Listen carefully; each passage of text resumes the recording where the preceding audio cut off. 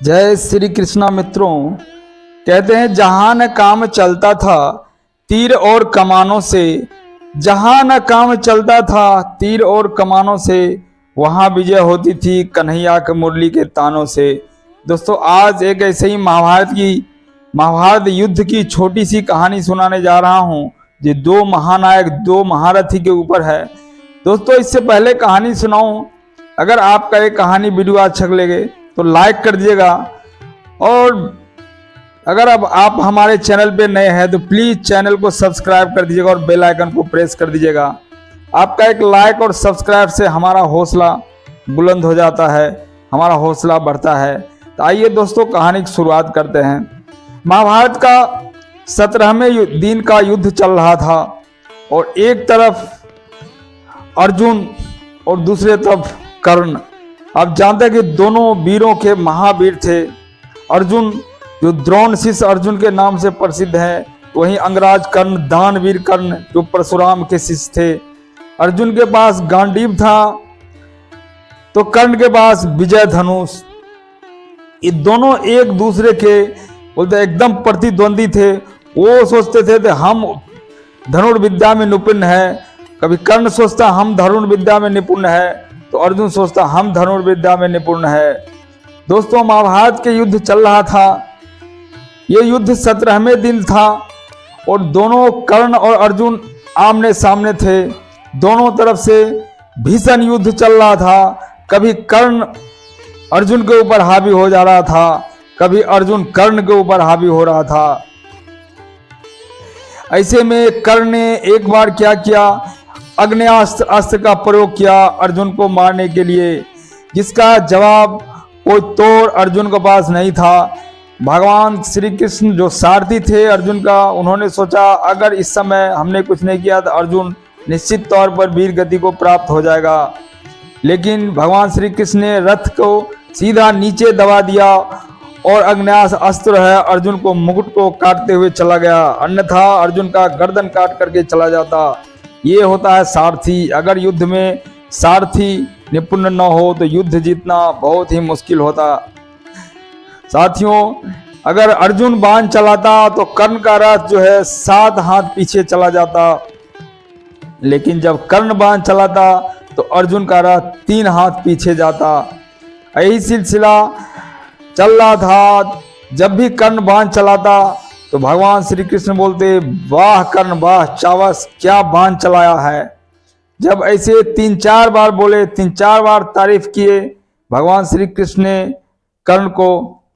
फिर अर्जुन ने बोला, हे माधव, हे प्रभु, आपने ऐसा क्यों बोल रहे हैं। जब हम बाण चलाते हैं तो कर्ण का रथ 7 हाथ पीछे चला जाता है, तब तो आप हमारा तारीफ नहीं करते हैं, लेकिन जब कर्ण बाण चलाता है तो हमारा सिर्फ 3 हाथ पीछे जाते हैं, तो आप बोलते हैं वाह कर्ण वाह, क्या बाण चलाया। ये कौन सी लीला है, ये क्या बात, ऐसी क्या बात है प्रभु बताइए। भगवान श्री कृष्ण ने बताए, अरे पार्थ, तुम जानते हो कि मैं कौन हूँ। बोलता, हाँ प्रभु मैं जानता हूँ, आप तो त्रिलोकपति हैं। तो ये बात तो समझ लो, जब मैं तुम्हारे रथ पे हूँ और तुम्हारे रथ पे रहते हुए कर्ण जब बाण चलाता है तो 3 हाथ पीछे खसक जाता है, और स्वयं बजरंगबली तुम्हारे रथ के ऊपर देखो, ध्वज पे तुम्हारे विराजमान है बजरंगबली। हमारा और बजरंगबली को रहते हुए, हनुमान जी के रहते हुए कर्ण ने ऐसा बाण चलाता है कि तुम्हारे रथ को 3 हाथ पीछे कर जाता है। और देखो सामने कर्ण का रथ पे तो कोई नहीं है, सिर्फ अंगराज कर्ण है और उसका सारथी महाराजा शल्य हैं। ये बात सुनने के बाद अर्जुन को लगा कि शायद वासुदेव कृष्ण सही कह रहे हैं, और युद्ध अभी चालू ही था, समाप्त नहीं हुआ था।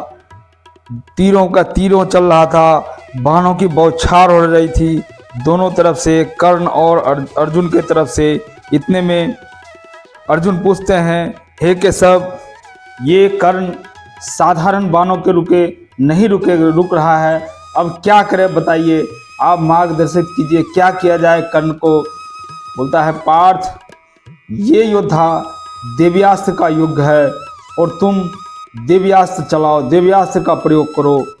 तब अर्जुन ने दिव्यास्त्र का स्मरण किया और अर्जुन के हाथ में दिव्यास्त्र आ गया।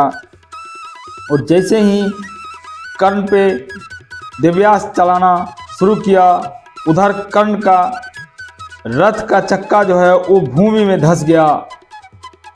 और कर्ण बोला, हे अर्जुन, तनिक क्षण भर के लिए रुक जाओ, मेरा रथ का पहिया भूमि में धंस गया और हम उसको निकालने के लिए नीचे जा रहे हैं।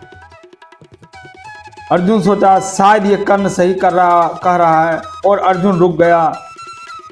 तभी भगवान श्री कृष्ण ने पूछा कि अर्जुन, तुम रुके क्यों नहीं बाण चला रहे हो?